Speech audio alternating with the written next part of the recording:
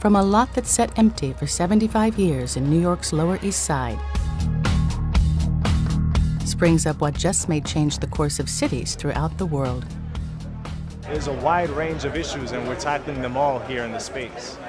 Urban activist Omar Freya is a team member of the BMW Guggenheim Lab, the first of 9 worldwide installations that will explore tough questions about the future of city life. Now, what's happening here isn't deciding the fate of New York City, but what it is doing is that it's creating a space where people can actually come together and talk about what kind of a city they'd like to see. The structure, a sort of traveling toolbox, was designed by Atelier Bow Wow of Tokyo. The project itself is a collaboration between the Guggenheim Foundation and BMW. I think it's a relationship between partners, great partners with a lot of competence on both sides, and we would like to set up a platform for open dialogue for future life in urban cities.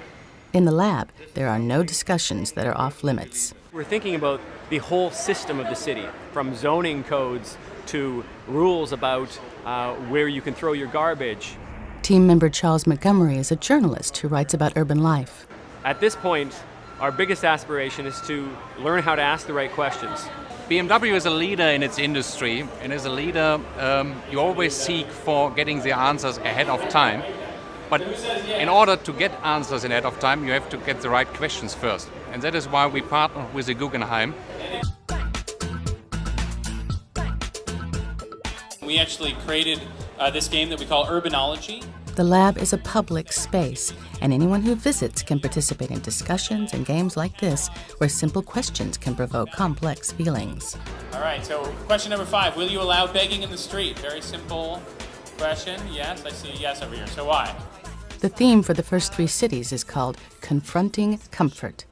People generally think of, comfort as being cool on a hot day, that individual comfort.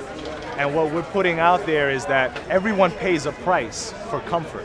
You need to look no further than Houston Street right outside this lab, where you have tens of thousands of people coming to the city every day and using various forms of transportation, inflicting noise, dust, pollution on those of us who are using shared means of getting around, walking through the city. Lab team members say that every bit of behavior in the city, even personal behavior, could have far-reaching consequences. Is the South Bronx paying a price for the Upper East Side's comfort? Are there people on the sidewalk paying a price for my own ability to honk a horn, to get everybody out of the way? Another big issue is mobility, how people move around the city. You have to find somewhere to park your bike or your car. You have to find somewhere to store it. These things cost money. What if we were to share our vehicles? BMW believes it must take a socially responsible view of the city's future transportation needs. BMW does have also motorcycles and even bicycles. And if you look at big cities like Berlin or like Paris, you see a lot of scooters even.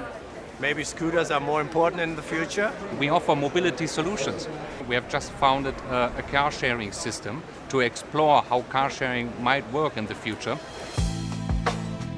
As guests arrive to celebrate the opening of the New York BMW Guggenheim Lab, there is hope in the air. We don't imagine that we're going to propose a utopian city, free of noise, like the beeping we're hearing out on the road, the horns. This is New York. We can deal with this stuff, but we believe we can do it better.